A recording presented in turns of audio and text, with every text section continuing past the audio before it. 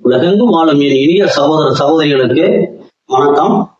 நம்ம சேனலுக்கு ஆதரவு கொடுத்துட்டு வர எல்லா நல்ல உள்ளவங்களுக்கும் முதல்ல நன்றி. நம்ம இந்த பதிவுல என்ன பார்க்குறோம்னா, மே மாதம் 2021-25 மே மாதம் 2025 மகர ராசிக்கான ராசி பலன்களை பார்க்குறோம். இந்த ராசி பலன்கள் இந்த மே மாதத்துல குரு பெயர்ச்சியும் இருக்கு. 14ஆம் தேதி குரு பெயர்ச்சியும் 18ஆம் தேதி 18/5 ராகுகேது பெயர்ச்சியும் இருக்கு. அதுபோக மாதகர்களுடைய மாறுது பெயர்ச்சியும் இருக்கு. அதனால இப்ப நமக்கு என்ன பலன்கள் எப்படி மாறுது அப்படிங்கறத முதல்ல பார்க்கலாம். அடுத்தது உங்க ராசிக்குண்டான சந்திராசிரமங்கள் எண்ணிக்கை அப்படிங்கிறதையும், உங்க ராசியில இருக்கக்கூடிய ஒவ்வொரு நட்சத்திரங்களுக்கும் உத்திராட 2, 3, 4 பாதங்களுக்கும், திருவோண நட்சத்திரத்திற்கும் அவிட்ட 1, 2 பாதங்களுக்கும் உண்டான சுப நாட்கள் எது எது, அசுப நாட்கள் எது, யோக நாட்கள் எது மே மாதத்திற்கு அப்படிங்கிறதையும் தெளிவா பார்க்கலாம். வாங்க உள்ள ராசிகளுக்கு போலாம். மகர ராசி நேயர்களே, இந்த மாதம் உங்களுடைய ராசிக்கு 2ஆம் இடம் தனஸ்தானத்திற்கு அதிபதியான சனி பகவான் ராசிக்கு 3ஆம் இடத்துல போய் மறைஞ்சிருக்கிறார். அவர் ஜீவனகாரகன், ஆயுள்காரகன், உங்களுக்கு தனகாரகன் என்று சொல்லக்கூடிய உங்க ராசி அதிபதி மறைஞ்சிருக்கிறப்ப உங்களுக்கு குடும்பத்துல ஒரு தேவையில்லாத வீண் அலைச்சல்கள் இருக்கும். சகோதரர்கள் மூலமா தொழில் ரீதியான ஒரு மந்தம், இது எல்லாமே மருத்துவ செலவுகள், இது எல்லாம் கிடைக்கிறதுக்கு வாய்ப்பு இருக்கு.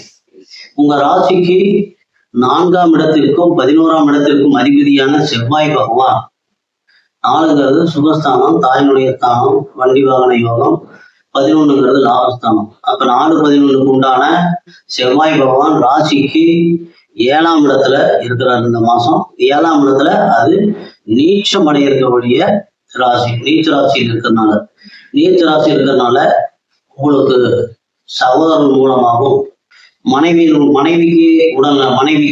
உடல்நலக்குறைவு, மனைவியாக இருந்தால் கணவனுக்கு உடல்நலக்குறைவு, இதெல்லாம் வர்றதுக்கு உண்டான வாய்ப்புகள் அதிகமா இருக்கு.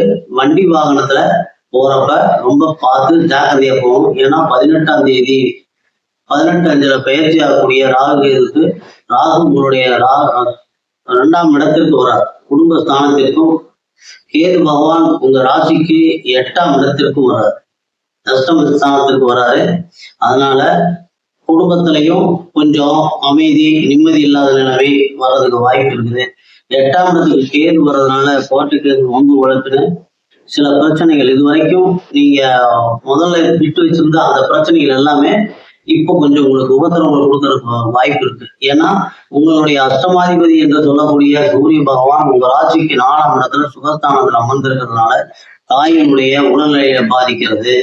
அரசு துறை மூலமா உங்களுக்கு ஆதரவற்ற ஒரு நிலை, மேலதிகாரிகளுடைய கெடுபிடி ஜாஸ்தியா இருக்கிறதோ, இதெல்லாம் 15/5 வரைக்கும் இருக்கும். 15/5க்கு மேல சூரிய பகவான் ராசிக்கு 5ஆம் இடத்திற்கு வராரு.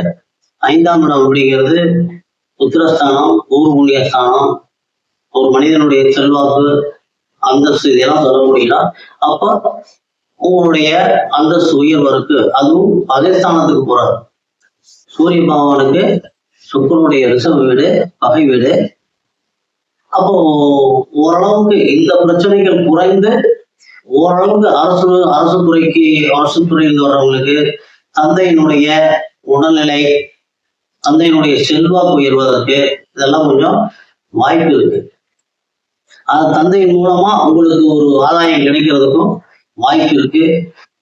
உங்க ராசிக்கு 3ஆம் இடத்திற்கும் 12ஆம் இடத்திற்கும் அதிபதியான அயன சயன போக விரயஸ்தானாதிபதி, முயற்சி ஸ்தானாதிபதியான குரு பகவான் இப்ப இந்த மாசம் ராசிக்கு 6ஆம் இடத்துல அமர்ந்திருக்கிறார்.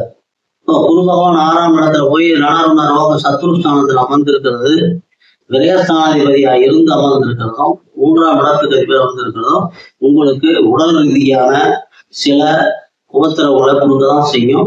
உடலை நல்லா செக்அப் பண்ணி வச்சுக்கணும். மருத்துவ ரீதியான பிரச்சனைகள் வருவதற்கு வாய்ப்பு நிறைய இருக்கு. அடுத்தது உங்க ராசிக்கு 5ஆம் இடத்திற்கும் 10ஆம் இடத்திற்கும் அதிபதியான சுக்கிர பகவான், 5ங்கிறது பூர்வ உத்திரஸ்தானம், குழந்தைகள் ஸ்தானம், 10ங்கிறது ஜீவனஸ்தானம், கர்மஸ்தானம். சுக்கிர பகவான் ஒரு ராசிக்கு 3ஆம் இடத்துல உச்சம் அடைஞ்சிருக்கிறார். உச்சம் அடைஞ்சிருக்கிறார்.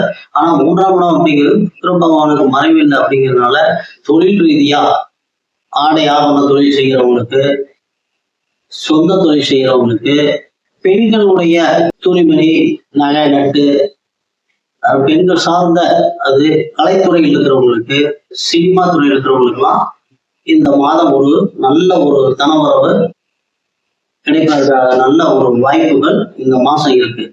அடுத்தது உங்க ராசிக்கு 6ஆம் இடத்திற்கும் 9ஆம் இடத்திற்கும் அதிபதியுமான 6, 9, 6ங்கிறது சொன்ன யோக சத்ருஸ்தானம், 9ங்கிறது பாக்கியஸ்தானம், தந்தையினுடைய ஸ்தானம். அப்ப தந்தையினுடைய ஸ்தானாதிபதியான புதன் பகவான் ராசிக்கு 3ஆம் இடத்துல மறைஞ்சிருக்கிறதும் தந்தைக்கும் உடல்நிலை சற்று பிரச்சனைகளை தான் கொடுக்கும். அப்ப தாய்க்கும் உடல்நிலை பிரச்சனைகள் வர வாய்ப்பு இருக்கு, தந்தைக்கும் உடல்நிலையில பாதிக்கிறதுக்கு வாய்ப்பு இருக்கு. 6ஆம் தேதிக்கு மேல உங்களுடைய பாக்கியாதிபதி என்று சொல்லக்கூடிய 9ஆம் இடத்து அதிபதி புதன் 18ஆம் தேதி வரைக்கும் சுகஸ்தானம் இருக்கிறார். அப்ப இந்த 18ஆம் தேதி வரைக்கும் இருக்கிறப்ப உங்களுடைய காலி நிலம், வியாபாரம், நண்பர்கள் இவங்க மூலமா உங்களுக்கு நிறைந்த லாபம் கிடைக்கும்.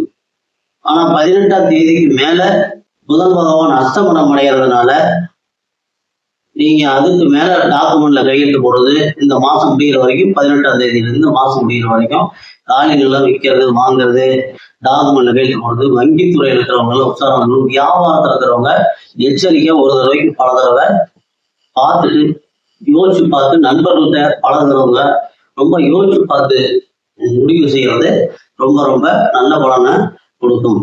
ஆக இந்த மாதம் ரொம்ப எச்சரிக்கையாக முழுக்க நீங்க எச்சரிக்கையாக இருக்க வேண்டிய ஒரு மாதம். இறை வழிபாடுகளும் குலதெய்வ வழிபாடும் சனி பகவானுடைய வழிபாடும் உங்களுக்கு முழுக்க சப்போர்ட் பண்ணும். 2ஆம் இடத்துல ராகுவும் 9ஆம் இடத்துல கேதுவும் இருக்கிறது, 8ஆம் இடத்துல கேதுவும் இருக்கிறது உங்களுக்கு பிரச்சனைகளை கொடுத்துட்டே தான் இருக்கும்.